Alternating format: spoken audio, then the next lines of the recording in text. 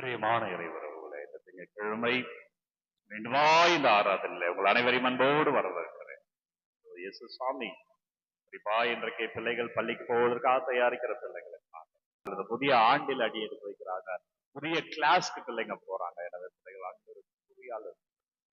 நிறைய ஆசிரியர்கள் தங்கள் பணிகளை தொடங்குவார்கள். எனவே அபிஷேகமாய் கல்வி நிலையங்கள், கல்லூரிகள் தங்களுடைய பணியை தொடங்குவார்கள். குரு மடங்களில தங்களுடைய பணியை தொடங்குவார்கள். வெவ்வேறு நிறுவனங்கள் கல்வி சார்ந்திருக்கிற ஒவ்வொரு நிறுவனங்களும் இந்த வாரங்களில் அல்லது வருகிற நாட்களிலே தங்கள் பணியை தொடங்குவார்கள். எனவே அபிஷேகத்தோடு இருக்கிறது செய்தி என்னன்னா, ஒவ்வொருவருக்காகவும் இந்த ஆராதனை பாமை துதிக்கிறேன் என்று சொல்லுகிற வேலையில ஆண்டவருடைய செய்தி, உங்களை அழைத்தவர் உங்களை கைவிட மாட்டார்.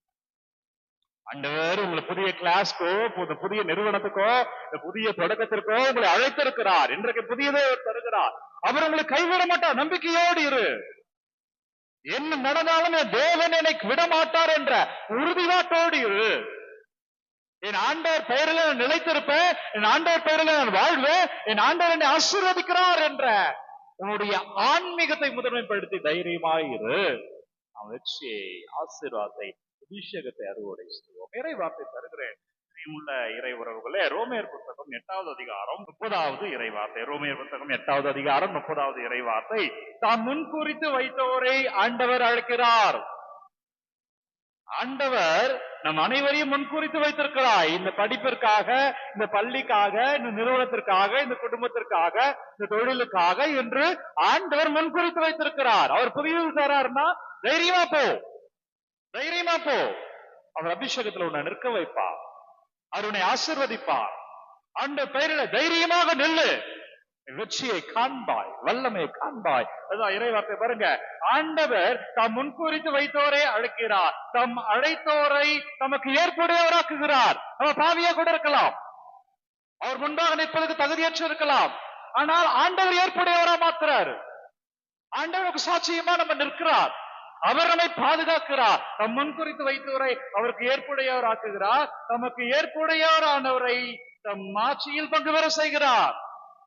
உங்களுக்கு எதிராக எது இருந்தாலும் ஆண்டவர் மாட்சியாவது விளக்கும். உங்களுக்கு எதிராக எதுவாக இருந்தாலும், எதை குறித்து நீங்க அச்சப்படுறீங்களோ, ஆண்டவர் மாட்சியில அபிஷேகத்தை பார்ப்பீர்கள். அவர் பெயரில வல்லமையை பார்ப்பீங்க. அவர் பெயரில சாட்சியமா இருப்பீர்கள். எனவே இறைமையாவுடைய அழைப்போடு நான் பொருத்தி பார்க்கிறேன். இறைமையா புத்தகம் 1வது அதிகாரம் 5வது வார்த்தை.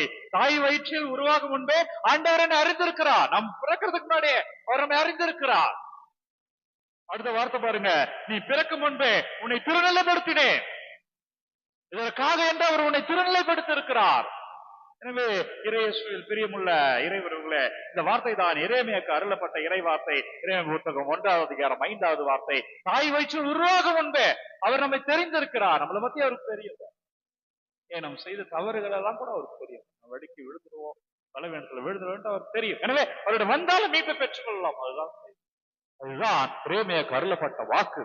இன்றைக்கு உனக்கும் எனக்குமே அந்த வெளிப்பாடு கிடைக்கிறது. நான் உன்னை அறிந்திருக்கிறேன், உன்னை திருநிலைப்படுத்துகிறேன், நான் தான் உன்னை அனுப்புகிறேன், நான் உன்னோடு இருக்கிறேன். மனிதர்களை நாடுவதை விட்டுவிடு.